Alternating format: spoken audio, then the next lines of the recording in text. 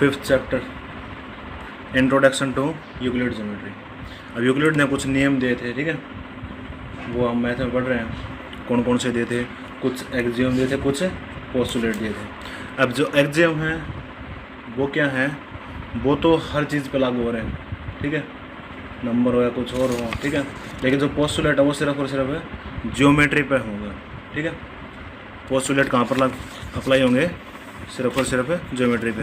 तो ये कुछ एक्सियम है, मैं अभी समझा दूँगा, और कुछ पोस्टुलेट मैथ की बुक में यहाँ पर दे रखे हैं, ठीक है। अब देख, पहला एक्सियम क्या दिया था यूक्लिड ने? पहला है things which are equal to same, यानी कि जो चीज़ें किसी सेम नंबर के बराबर हैं, are equal to the one another, वो क्या है? आपस में बराबर हो जाएंगे। समझ में नहीं आया ना? क्या बोला इसने? कोई नंबर है अपना, ठीक है, वो बराबर है किसी दूसरे नंबर के, फिर यही नंबर किसी तीसरे नंबर के भी बराबर है। तो इसने बोला ये दोनों भी एक दूसरे के क्या हो जाएंगे?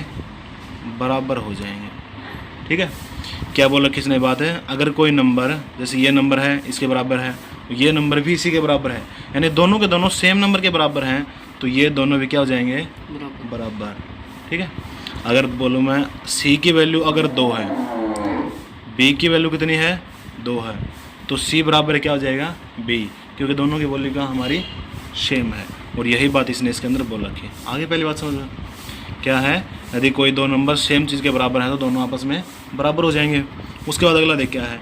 If equals are added to equals the wholes are equal. इसने बताया जी कोई भी दो नंबर है, दोनों पहले से बराबर हैं, अगर उन दोनों में मैं कुछ ऐड करूँ, दोनों तरफ बराबर बराबर ऐड करूँ, तो जो भी रिजल्ट आएगा ना वो भी बराबर ही आएगा। पता होता है, लेकिन इसने तो दिए थे पोस्टुलेट, ठीक है। इसने एक्सियम दिया था अपने कुछ मैथ के। क्या बोला इसने? यदि कोई नंबर है ए बराबर है किसके? बी के। अगर मैं इसमें इस साइड भी 1 ही ऐड करूं और इस साइड भी 1 ऐड करूं, तो दोनों का रिजल्ट क्या आएगा? बराबर आएगा। ये बात बोला किसने? जैसे मैं इधर लिख दूं 2 = 2, अगर मैं 2 के अंदर ऐड कर दूं 3 और 2 के अंदर इस साइड भी 3 ऐड करूं, तो रिजल्ट कितना आएगा? इसका भी 5 और इसका भी 5। कहने का मतलब है दोनों का दोनों में कुछ भी ऐड करो, दोनों में बराबर ऐड करो, तो क्या आएगा रिजल्ट हमारा? वो भी बराबर ही आएगा। आगे दूसरी बात समझ में। तीसरी देख क्या बोला इसने? If equals are subtracted from the equals, कोई भी दो बराबर चीज़ें हैं हमारी, ठीक है, अगर मैं उनमें से बराबर ही माइनस कर दूं, क्या कर दूं? बराबर माइनस कर दूं, इसमें से भी -1 कर दूं और इसमें से भी -1 कर दूं, तो हमारा क्या आ जाएगा? रिजल्ट भी बराबर आएगा। जैसे इधर 5 है और इधर भी 5, अगर मैं इसमें से -2 कर दूं और इसमें से भी -2 कर दूं, तो हमारा रिजल्ट क्या आएगा? बराबर आएगा, ठीक है। उसके बाद अगला क्या है? Things which coincide with one another are equal to one another. Coincide का मतलब क्या होता है? एक जैसे, ठीक है। क्या होता है? एक जैसे। जैसे कोई भी दो सर्कल है अपने, या फिर कोई भी स्क्वायर लगा लो, सर्कल लगा लो, कोई भी शेप है, कुछ भी कोइंसाइड करते हो। जैसे 2 सर्कल ले लिए मैंने, ठीक है, इसने बोला कोइंसाइड, यानी दोनों का साइज क्या है? बराबर है, तो इक्वल हो जाएंगे दोनों के बराबर। अगर साइज बराबर है, इनका एरिया बराबर है, तो इनकी रेडियस भी क्या हो जाएगी? बराबर। कोइंसाइड का मतलब कहने का मतलब है अगर इनका साइज बराबर है तो इनकी रेडियस भी बराबर मिलेंगे, ठीक है। एरिया बराबर होगा तो रेडियस बराबर होंगे, ठीक है। यही बात थी इसमें कहने की, यानी कि दोनों के दोनों कोइंसाइड कर रहे हैं तो दोनों क्या हो जाएंगे? एक दूसरे के इक्वल हो जाएंगे, ठीक है। उसके बाद अगला, the whole is greater than the part. जो पूरे का पूरा होता है ना हमारा, वो उसके एक टुकड़े से बड़ा होता है, ठीक है। जैसे मैं क्या लूँ, एक बाल्टी ले ली, ठीक है, क्या ले ली? एक बाल्टी, और मैंने पूरी पानी के भर रखे, ठीक है। अगर इसमें से मैं 1 गिलास पानी निकाल लूँ, क्या निकाल लिया मैंने? 1 गिलास पानी।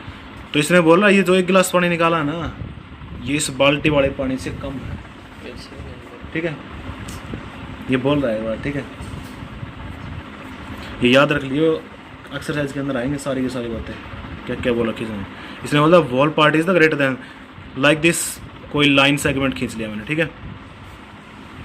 अगर मैं इसके दो हिस्से कर दूं, एक इधर से और एक इधर से, इसने बोला जो टुकड़ा है ना, टुकड़ा ये इस पूरी से छोटा है, कहने का मतलब यही इसका, ठीक है। जो भी इसका पार्ट करोगे ना, जो पूरी क्वांटिटी होती है उसका जो पार्ट करोगे, तो पार्ट हमेशा पूरे वाले नंबर से छोटा ही रहेगा, ठीक है। इसने बता रखी बातें।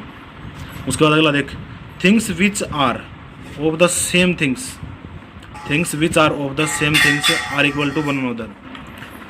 थिंग्स विच आर डबल आएगा यहाँ पर, देख DOU barely, things which are double of the same thing are equal to one another, ठीक है। कोई भी नंबर जैसे A बराबर है 2B के और C बराबर है 2B के, यानी कोई नंबर डबल के बराबर है, ठीक है, तो दोनों के दोनों भी क्या हो जाएंगे, हमारे बराबर हो जाएंगे, ठीक है। जैसे ये भी डबल के बराबर है, ये भी डबल के बराबर है, तो ये दोनों भी आपस में क्या हो जाएंगे, बराबर हो जाएंगे, ठीक है। अगले देख क्या बात बोली इसने, things which are half of the same things are equal to one another. अगर कोई बराबर क्या हो जाए, हाफ, यानी A/2 अगर बराबर है B के और A/2 ही बराबर है किसके, C के, तो B किसके बराबर हो जाएगा, C के बराबर हो जाएगा। इसका कहने का मतलब क्या है, यही है। अगर कोई आधी चीज़ किसी की चीज़ के बराबर है और दूसरी भी क्या है, उसी आधी के बराबर है, तो ये दोनों के दोनों क्या हो जाएंगे, एक दूसरे के बराबर हो जाएंगे। आगे सातों के सातों इसके एग्जाम समझ में, ये इसके अंदर अप्लाई होंगे, ठीक है। ये जो एग्जाम है ये कहीं भी अप्लाई हो सकते हैं हमारे मैथ के अंदर, कहीं पर भी, ठीक है। लेकिन जो पोस्टुलेट होते हैं वो सिर्फ और सिर्फ ज्योमेट्री में अप्लाई होंगे। अब पोस्टुलेट करते हैं इसके 5 पोस्टुलेट हैं, ठीक है। तो पहला पोस्टुलेट क्या बोल रहा है, इस स्ट्रेट लाइन में be drawn from any one point two any other point. इसने बताया कोई भी सीधी लाइन होती है वो हम एक पॉइंट से लेकर दूसरे पॉइंट तक ऐसे खींच सकते हैं, ठीक है। पहला पोस्टुलेट क्या बोला इसका, इस स्ट्रेट लाइन कोई भी सीधी लाइन है, may be drawn from any one point two another point, कोई भी स्ट्रेट लाइन हमें एक पॉइंट से लेकर दूसरे पॉइंट तक खींच सकते हैं, ठीक है। उसके बाद है a terminated line can be produced infinitely. जैसे हमारी कोई भी लाइन है, ठीक है, ऐसी कोई लाइन ले रखे है, इसने बोला हम इसको अनंत तक बढ़ा सकते हैं दोनों तरफ, ऐसे कितना भी लंबा बढ़ा सकते हैं इसको, क्यों आगे दीवार आ जाए, ठीक है।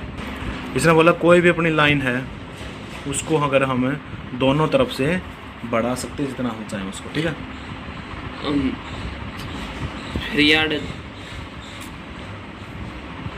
उसके बाद देख अगला, a circle can be drawn with any centre and any radius.